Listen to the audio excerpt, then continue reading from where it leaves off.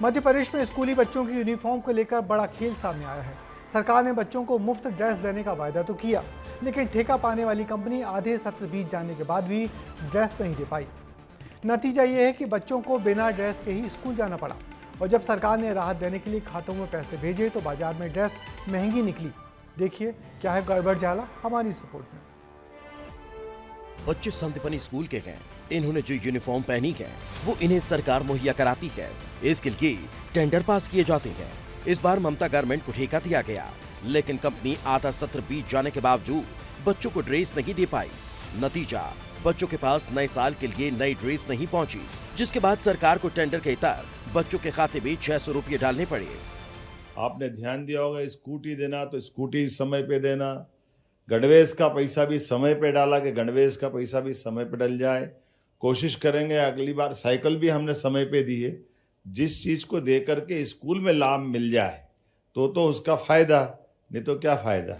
इसलिए हमारी सरकार बच्चों के लिए तो सब कुछ करने के लिए तैयार है, जो आपको चाहिए। कंपनी की लेट लतीफी से बच्चों को कोई असर न पड़े, इसके लिए मोहन सरकार ने बच्चों के खाते में 2 ड्रेस के हिसाब से 600 रुपये डाल दिए, लेकिन बच्चों को बाजार में खरीदने पर ड्रेस 700 से 800 रुपये में मिली है। जहांगीराबाद से खरीदी है 700 रुपये की। 700 रुपये की पैंट शर्ट? हाँ, हमने न्यू मार्केट से ली थी।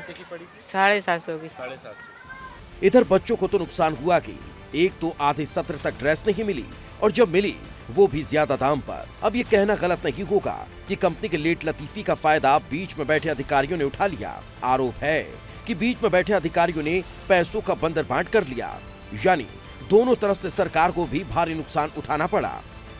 दरअसल टेंडर मिलने पर ममता गारमेंट कंपनी ने ईएमडी के तौर पर 68 लाख रुपए जमा करवाए थे। 180 दिन का टारगेट दिया गया था, जिसके तहत हर बच्चे को 550 रुपये में 2 ड्रेस मिलनी थी। लेकिन जब कंपनी टारगेट पूरा नहीं कर पाई तो स्कूल शिक्षा विभाग ने बिना कुछ सोचे, बिना कुछ समझे आसानी से कंपनी को ईएमडी लौटा दी। स्कूल शिक्षा विभाग के उप सचिव पीके सिंह से बात की गई तो उन्होंने इस बात का खुलासा किया कि राशि कंपनी को लौटा दी गई है। ईएमडी यानी अर्नेस्ट मनी डिपॉजिट। आसान शब्दों में कहा जाए तो सरकारी टेंडर लेने के लिए कंपनी को सरकार के पास कुछ रुपये सिक्योरिटी के रूप में रखना होता है, ताकि कोई भी गड़बड़ी हो तो राशि रोक ली जाए। लेकिन यहाँ ऐसा हुआ नहीं। यह खबर जैसे ही सामने आई, कांग्रेस ने इस पर सवाल खड़े कर दिए और अधिकारियों और जिम्मेदारों पर कमीशनखोरी के आरोप लगाए हैं। ये तो पहले इस पे सरकार को इसकी जांच करना चाहिए कि टेंडर पास करने में और 6 महीने की जो है शर्तें लागू करने में जो है कितनी कमीशनखोरी हुई है, इसकी जांच हो। और जांच, ये तो दोनों का नुकसान है, टेंडर कर्ता का भी नुकसान है और बच्चों का भी नुकसान है।